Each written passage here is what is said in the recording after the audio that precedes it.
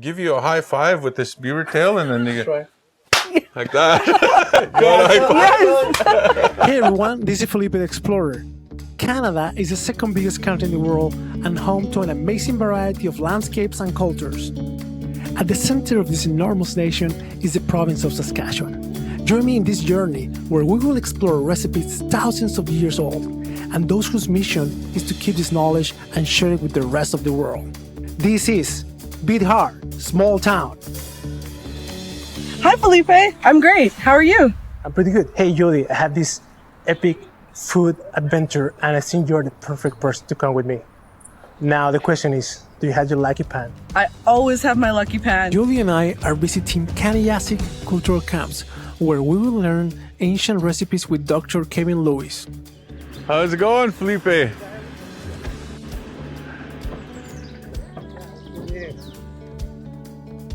I have to bring the red dog. Oh yes, no problem. Come on. Right here. Come here. Kevin, this is Jody. Hi, Jody. How are you? Utomaya gaya ganyasik to magasiga tigo maganyasik igo tap to te mamopaya wasara sun tigon igo uhto chinya mstukskawaisi igo no akumaga nagmino ta gakio uchi tigo ta igo kita tamskat na gakio. Shall we start cooking? Yeah, why not? Yeah, let's do it. Yeah. So what's the plan? Well, we have on our side, we've had moose. We've already pre-smoked it already. Yeah. And then we have, believe it or not, beaver tails on the menu today. That's what this is, yeah? Yeah.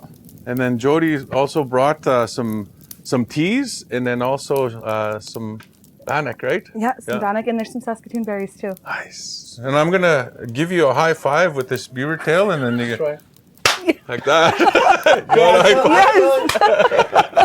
Actually, here's a knife sheath that we make out of the beaver tail, beaver leather, Yeah. and then also the mitts that come from the fur. Yeah. And then we also eat a little bit of the beaver meat, but then the dogs also love it. The sled dogs that sometimes you'll hear them in the background here, but those are, it doesn't, and nothing goes to waste.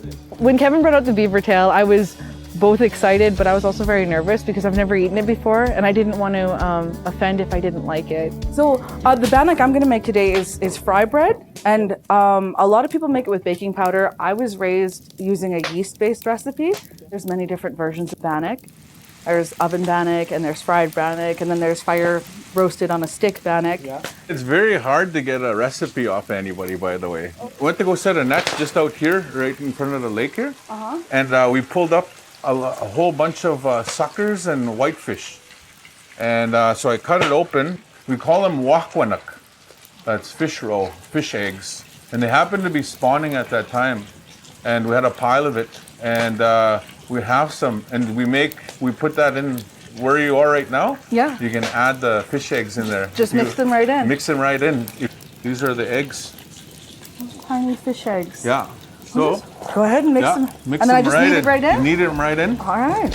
When I knew and heard that Jody was coming, it was very exciting because it was a different treaty territory. Somebody from close to the grasslands, to the plains, coming up to the boreal forest, being a visitor, and knowing that she was a chef, indigenous chef, and food as a priority for us, good food. I was very excited. Right inside is all the fat reserves of the beaver, because they go underneath the ice as well. It lives in the water and on the land, half and half. So it's a very special animal to us. You know how you cook this? No. Like that. Just right on the grill. Yes, right on the grill. That's the easiest recipe ever. Easiest recipe. And the kids used to fight over this. Julie, what do you Sorry. have there? Indian popcorn. Okay, what's this? So this is the rendered down moose. There's certain parts of the moose that's really, really like fat, usually kind of on the back end.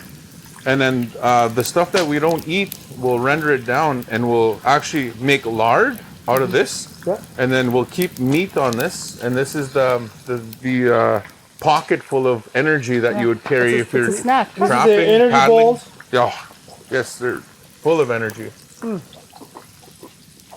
Yeah, there you go. Right? I can stop now. I'm gonna add some of this to the moose meat. Oh, nice. I would recommend this experience to anybody, Indigenous and non-Indigenous. A whole new worldview that's presented to you, and it opens your eyes and it makes you feel like you're part of a new family and a new community. You can see all the fish roe. Now, how do you say this again? Wahkwan Paguisigan. Wahkwan Paguisigan. Paguisigan. Yeah. Fish egg bannock. I'm gonna put a little bit of berries on it. Just Yeah. gonna dip it in there, make it sweet. Oh, that's good. Yeah. That is Amazing. good. Oh, Berries are done. The tea's done. The fish is done. And definitely the beaver tail is done. And the bannock's done as well. And we have the staff and we have some visitors. We have even Gugum visiting us here. And we're gonna go eat the moose meat that's out there already. What about we do a high five, the greasiest high five ever? Okay, yes. It's like it's gonna slide between us. It's like, yes. There you go. This place here is teaching people all over the world about indigenous culture in Saskatchewan. They receive everyone with an open heart. And the food here is just like, voila. Next, I am meeting in the city of Saskatoon with Rachel Smith, the creative force behind Bannock Express.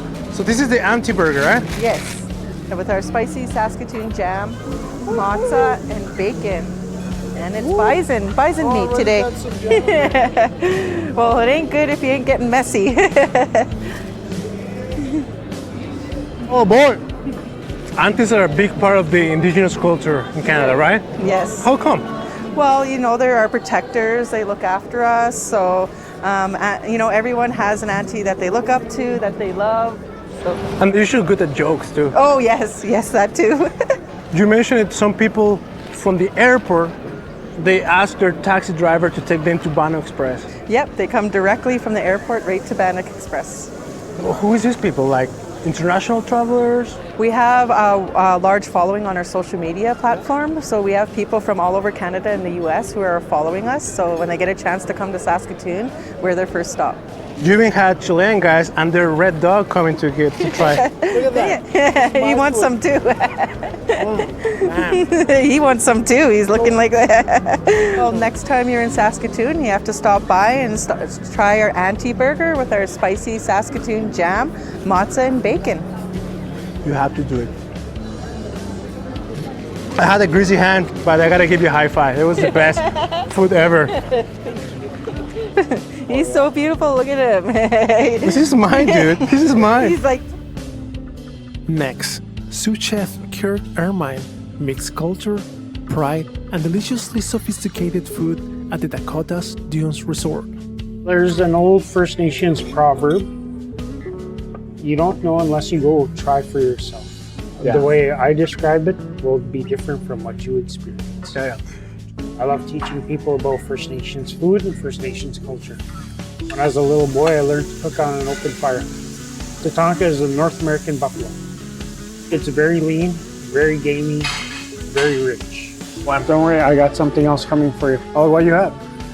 We created a new signature dessert. So what's this? This is a Moose Woods strawberry shortcake martini. Is there any rule book about eating this, or should I just go for it? Like any dessert, just dive in. You might have to keep talking because I don't know if I can talk, and it's just so good. It's hard to keep recording. Sorry. No, really sorry. Well, I'm very glad you came and visited us at Moose Woods. Can I take this home with me? But I want the glass back. Mail it to me. I'll pay you. Food is a whisper that echoes from the past, a reminder of those who walk, hunt, fish, collect, cook, and love in this land before us. Ancient recipes are living strong in the hands of passionate chefs, dreamers, adventurers, and storytellers. I thank all my hosts for the delicious food, knowledge, and friendship I will treasure forever.